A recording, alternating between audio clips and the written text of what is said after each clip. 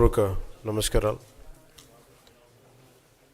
రోజు గవర్నర్ గారి ప్రసంగంలో బడ్జెట్ సంబంధించిన ప్రసంగంలో గవర్నర్ గారు ప్రసంగిస్తున్నప్పుడు గత ప్రభుత్వంలో ఉన్న నాయకులు, వారి సభ్యులు చాలా హుందాగా గవర్నర్ గారు ప్రభుత్వం తరపున ఆయన సందేశాన్ని తీసుకెళ్తున్నప్పుడు వారు చేసింది ఏమాత్రం సబబుగా లేదు. గవర్నర్ గారు గత నెల రోజులుగా ఆయన ఆరోగ్య పరిస్థితి బాగా లేకపోయినా కానీ కంటిన్యూస్గా తీవ్ర జ్వరంతో బాధపడుతున్నప్పటికీ కూడా ఆయన ప్రత్యేకించి వచ్చి ఆయన ఈ రోజుని చాలా ఘనంగా, చాలా బలంగా ఈ మెసేజ్ని ఇచ్చినందుకు ముందుగా గవర్నర్ గారికి మా ప్రత్యేక ధన్యవాదాలు. గవర్నర్ గారి ప్రసంగంలో వైసీపీ అగ్రనాయకత్వం కానీ, సీనియర్ నాయకులు కానీ, వారి ఎమ్మెల్సీ సభ్యులు కానీ గవర్నర్ గారి ప్రసంగం పత్రులు చించేయడం కానీ, లేదంటే వారు ప్రత్యేకించి డిమాండ్ మాకు ప్రతిపక్ష హోదా ఇవ్వాలి అనేది చాలా బలంగా మాట్లాడుతూ వచ్చారు. ఇది అడిగితే వచ్చేది కాదు, అది ప్రజలు ఇస్తేనే వస్తుంది. బేసిక్గా ఒకటి హయ్యెస్ట్ మెజారిటీ ఎవరికి ఉంది వాళ్ళు ప్రభుత్వం ఫామ్ చేస్తారు. వాళ్ళకంటే నెక్స్ట్ స్టేజ్ ఎవరికి ఉంటే వాళ్ళకి ప్రతిపక్ష హోదా ఇస్తారు. అంతేగాని గతంలో మేము ప్రభుత్వాన్ని పరిపాలించాం కాబట్టి మా ప్రతిపక్ష హోదా ఎవరికి ఇవ్వరు. కనీసం జనసేన కంటే కూడా ఒక సీట్ ఎక్కువ వచ్చినా కానీ వాళ్ళకి ప్రతిపక్ష హోదా దక్కేది.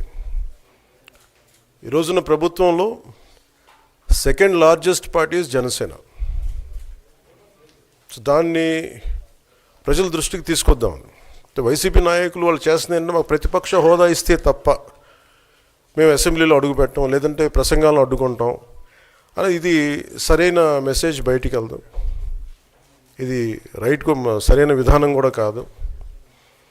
ఇది ప్రజలందరికీ తెలియజేయాలనుకున్నాం. ఇది ప్రతిపక్ష హోదా ఏ పరిస్థితిలో వస్తుందంటే మీకు రూలింగ్ పార్టీ కంటే కూడా అత్యధికంగా ఇంకొక సీట్లు వాళ్ళకంటే మీరు వస్తే దాని తర్వాత స్థానం మీకు వస్తే ఖచ్చితంగా ప్రతిపక్ష హోదా వాళ్ళకే ఉంటుంది. 21 సీట్లు ఉన్న జనసేన, 11 సీట్లు ఉన్న వైసీపీకి ప్రతిపక్ష హోదా ఎలా వస్తుంది? మేము వస్తే తప్ప మేము అసెంబ్లీకి రాము, ఇలా గవర్నర్ ప్రసంగాలను అడ్డుకుంటాం అనేది ఇది సరైనది కాదు. ఇది ప్రజలందరికీ కూడా తెలియచేస్తున్నాయి ఈ సందర్భంలో. అందుకని ఇది భవిష్యత్తులో కూడా మేము కోరుకునేది వైసీపీ నాయకుల్ని, మీకు ప్రతిపక్ష హోదా ఇవ్వకపోయినా ప్రజలు మీకు 11 సీట్లు ఇచ్చారు, దాన్ని గౌరవించి మీరు అసెంబ్లీకి రండి. మీ స్థాయికి తగ్గట్టుగా మీకు ఎన్ని ప్రశ్నలు అడగాలో దాని తగ్గట్టుగా ఇస్తారు మీకు. ఇవన్నీ దాటి మన స్పీకర్ గారు కూడా చాలా గౌరవంగా వాళ్ళు 11 సీట్లు వచ్చినప్పటికీ కూడా చాలా గౌరవంతో ఇంతకాలం వాళ్ళకి ఇస్తూ వచ్చారు. ప్రశ్నోత్తరాల సమయంలో కూడా ఆయనకి ఇచ్చారు. గతంలో కూడా ఇవన్నీ ఆయన రావడానికి కూడా ఆయన ఎలా రావాలి, ఏం చేయాలి, దానికి కూడా చాలా ఏమాత్రం ఇబ్బంది పెట్టకుండా గతంలో కూడా చేశారు. ఫస్ట్ మీరు మనకి గవర్నమెంట్ ఫామ్ అయిన తర్వాత కూడా వీటిని దృష్టిలో పెట్టుకొని వైసీపీ కొంచెం హుందాగా వ్యవహరించాల్సిన అవసరం ఉంది. వైసీపీ నాయకులకు కూడా మీకు బాధ్యత ఉంది. గవర్నర్ గారి ప్రసంగాన్ని మీరు ఆ విధంగా మీరు ప్రశాంతంగా విని దాన్ని వచ్చే జరుగుతున్న సమావేశాల్లో మీరు దాని లోటుపాట్లు మీరు చెప్తే బాగుంటుంది తప్ప ఇలా కూర్చోబెట్టి అరుపులు, కేకలు ఇది సమంజసంగా లేదు. అంటే అర్ధాంతరంగా ప్రతిదానికి అసెంబ్లీలోకి రాగానే గొడవ పెట్టుకోవాలి, దేన్నైనా విభేదించాలనేది ఇది చాలా లో లెవెల్ ఆలోచన విధానం, లో లెవెల్ స్ట్రాటజీ. అది ప్లీజ్ మీరు అప్గ్రేడ్ అవ్వండి, మీరు అప్లిఫ్ట్ చేసుకోండి, మీరు కూర్చోబెట్టి డెమోక్రటిక్ ప్రాసెస్ని గౌరవం ఇవ్వండి. మనస్ఫూర్తిగా వైసీపీ నాయకులకి ఇది నా విన్నపం, నా విజ్ఞాపన. This what I would like to say. And నిజంగా కావాలి అంటే మీరు ఈ 5 సంవత్సరాల్లో మీరు ప్రతిపక్ష హోదా మీకు రాదు, అది మీరు మెంటల్గా ప్రిపేర్ అయిపోండి.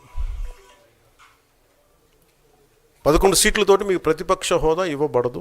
రాదు. ఎందుకంటే ఇట్ ఈస్ చంద్రబాబు గారు, గౌరవ ముఖ్యమంత్రి చంద్రబాబు గారు డిసైడ్ చేసేది కాదు, జనసేన డిసైడ్ చేసేది కాదు.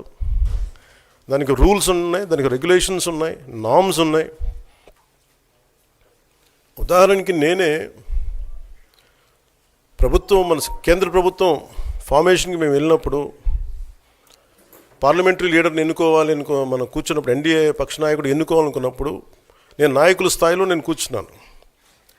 అదే నేను ఇక్కడ మంత్రిగా ప్రమాణ స్వీకారం చేసేటప్పటికి నన్ను ప్రధానమంత్రి గారి పక్కన నన్ను కూర్చోబెట్టలా. నేను డిప్యూటీ సీఎం అయినప్పటికీ కూడా అది మంత్రి హోదానే కాబట్టి తిరిగి నన్ను మంత్రులందరూ పక్కనే కూర్చోబెట్టారు తప్ప ప్రత్యేకంగా నన్ను అక్కడ కూర్చోబెట్టలేదు. They very specific rules and regulations నడుస్తాయి. ఉదాహరణకి పొద్దున కూడా స్పీకర్ గారు ఎదురొస్తే, నేను అసెంబ్లీలోకి అడుగు పెడతా ఉంటే స్పీకర్ గారు ఎదురొచ్చారు.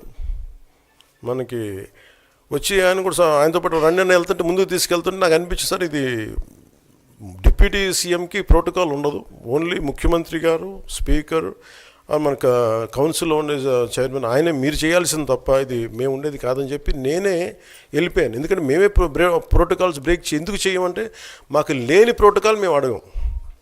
అలాగే వైసీపీ నాయకత్వం కూడా గుర్తించాల్సింది, ఇది మీకు హోదా ఇవ్వబడదు.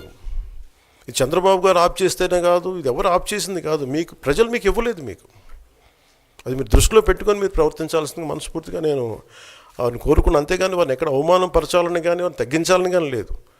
175 సీట్లు కేవలం పాపం 11 సీట్లు ఇచ్చారు వాళ్ళకి.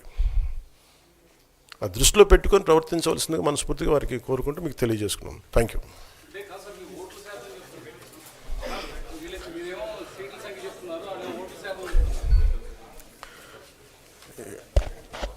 ఫస్ట్ అప్పుడు ఏం చేయాలంటే సార్, అప్పుడు జర్మనీకి వెళ్ళిపోవాలండి. ఇప్పుడు జర్మనీలో ఏంటంటేనండి, నేను జర్మనీ రిజల్ట్స్ కూడా ఏదో వచ్చినాయి చూస్తా ఉన్నాను. ఎలక్షన్స్లో 25% వచ్చిన హైయెస్ట్ పర్సంటేజ్ ఆఫ్ వచ్చిన ఓటుకి ఇన్ని ఎంపీస్, ఇంత అసెంబ్లీ స్థానాలు ఉంటాయి వాళ్ళకి. 5% మించి తక్కువ వస్తే 5% ఓట్లు మిగతా వాళ్ళు పంచుకుంటారు. మనకు అలాంటి బెనిఫిట్ మనకు లేదు కాబట్టి మన రాజ్యాంగంలో లేదు. వాళ్ళు మంకు పట్టు పడితే they are free to go to Germany. Thank you.